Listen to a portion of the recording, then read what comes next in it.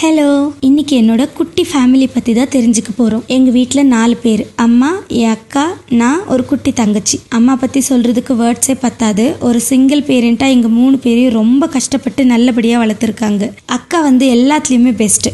படிக்கிறதுல, ஸ்போர்ட்ஸில், ஒர்க் பண்ணுறதுல, ஒரு ஃபேமிலியை லீட் பண்ணுறதுல இருக்கட்டும், எல்லாத்துலேயுமே அக்காவுக்கு 100 out of 100 கொடுக்கலாம். ஆனால் என் தங்கச்சி இருக்காளே, அறிவுக்கு இன்னொரு பேர் இருந்தால் அது வர்ஷா தான். என் அக்கா எதுலெல்லாம் பெஸ்ட்டுன்னு சொன்னேனோ அது எல்லாத்துலேயுமே என் தங்கச்சி ஃபுல் ஆப்போசிட். எல்லார் வீட்லேயுமே கடைசி பொண்ணு இப்படி தானே, இல்லை எங்கள் வீட்டில் மட்டும்தான் இப்படியான்னு தெரியலை. ஒரு தடவை என் தங்கச்சிக்கிட்ட சாம்பாரை சூடு பண்ணுன்னு சொல்லிட்டு நான் பால் வாங்க போயிட்டேன். வந்த உடனே என்கிட்ட நான் குழம்பு சூடு பண்ணிகிட்டே இருந்தேன். திடீர்னு பார்த்தா பாத்திரத்துல இருந்து குழம்பு நிறைய ஆகிட்டே இருக்கு, நீ பாரு, எனக்கு பயமாக இருக்குன்னு சொன்னான். என்னடா இது, குழம்பு எப்படி நிறைய ஆகிட்டே போகும்னு நான் போய் பார்த்தா ஸ்டீல் ஹாட் பாக்ஸ் தூக்கி அப்படியே கேஸ் ஸ்டவ் மேலே வச்சிருக்கா. கேட்டா, நீ தானே குழம்பு சூடு பண்ண சொன்னேன்னு சொல்கிறா. இந்த மாதிரி ஒரு தங்கச்சிக்கிட்ட ஏதாச்சும் வேலை சொல்கிறதும் ஒன்று தான், நம்ம சொந்த காசில் சூனி வச்சுக்கிறதும் ஒன்று தான்.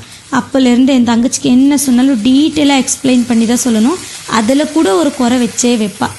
ஏன்னா நான் முன்னாடியே சொல்லியிருந்த அறிவுக்கு இன்னொரு பேர் என் தங்கச்சி தான்னு. அடுத்த வீடியோவில் பார்க்கலாம். பாய்.